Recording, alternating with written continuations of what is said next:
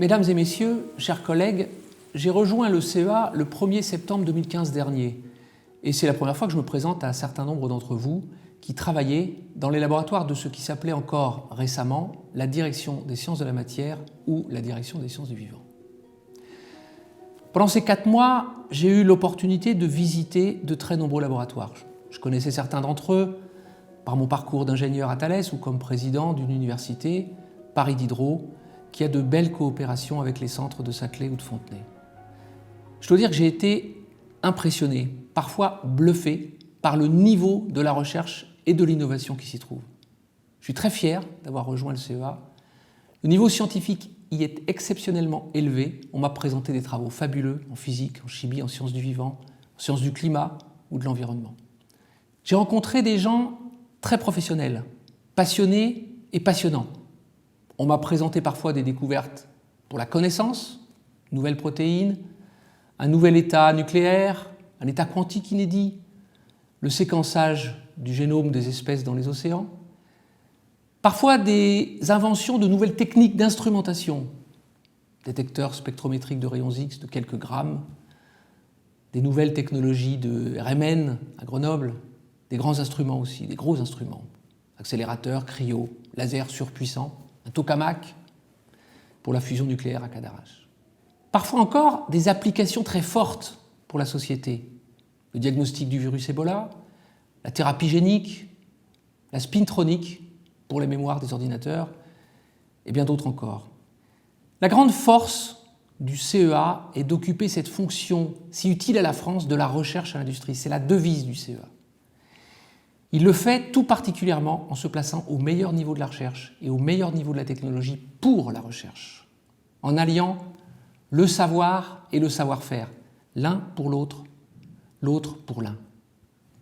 La première chose que je souhaite faire ici, c'est d'abord vous féliciter, toutes et tous, pour le niveau de ce que vous accomplissez. Vous remercier également pour l'enthousiasme avec lequel vous m'avez présenté vos travaux. Les laboratoires des directions des sciences de la matière et de celles des sciences du vivant sont maintenant rassemblés au sein d'une seule direction de la recherche fondamentale, née le 1er janvier 2016.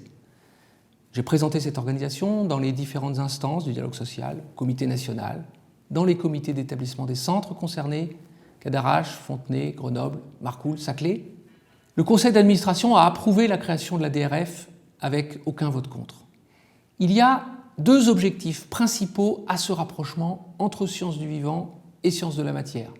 Le premier est scientifique, le second institutionnel. Sur le plan scientifique, la période contemporaine est marquée par la multiplication des travaux interdisciplinaires qui réunissent les talents des chercheurs et des ingénieurs en biologie, en chimie, en physique, en calcul. Les sciences du vivant ont toujours utilisé des instruments issus de la physique, rayons X, RMN, radiothérapie. On voit désormais apparaître beaucoup de technologies dans l'autre sens, qui sont inspirées par la biologie et qui vont vers l'ingénierie. Procédés de catalyse, de remédiation, de nettoyage des actinides dans l'environnement, de nouvelles formes de contact électronique. À quand le premier transistor biodégradable? C'est peut-être vous qui allez le mettre au point.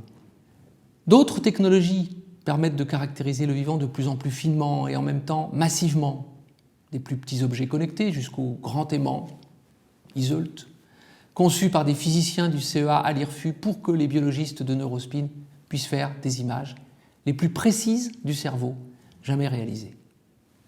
Il ne s'agit pas ici de dire que chaque physicien va faire des sciences du vivant ou l'inverse.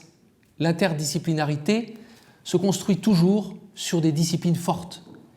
Il s'agit simplement de favoriser les rencontres, quand cela est pertinent, entre des laboratoires qui sont, chacun dans leur domaine, au meilleur niveau pour découvrir de nouvelles opportunités scientifiques.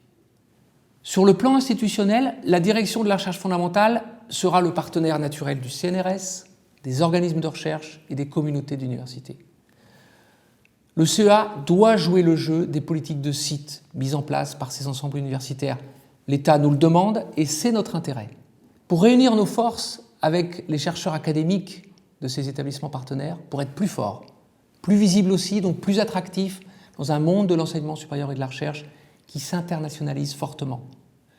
Je ferai personnellement partie des conseils d'administration des universités Grenoble-Alpes et de Paris-Saclay.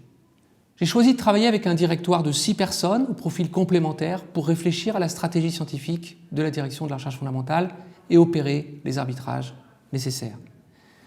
Claire Giry, qui dirigeait la direction des sciences du vivant, sera directrice adjointe de la DRF. Maria Faury, précédemment adjointe à la direction des sciences de la matière, sera tout particulièrement en charge des TGIR pour les CEA et de la politique internationale. 2 directeurs scientifiques exécutifs viendront renforcer la prospective scientifique et le dialogue avec les instituts. Philippe Chaumaz, qui était auparavant directeur de l'IRFU, et François Sigaud, ex-directeur scientifique de l'Institut national du cancer. Enfin, Joël Badet, ex-directeur adjoint de la DSV, s'assurera de la cohérence entre la politique scientifique et notre organisation fonctionnelle. Je veux discuter avec vous de science, de recherche, de technologie, d'instrumentation, avec les directeurs d'instituts, mais aussi avec les services, avec vous tous. Je veux pouvoir réfléchir avec vous aux questions suivantes. En quoi ce que nous faisons est-il à la frontière de la connaissance ou au meilleur niveau du savoir-faire? Sommes-nous organisés au mieux pour permettre les meilleures recherches? Pourquoi fait-on cela au CEA?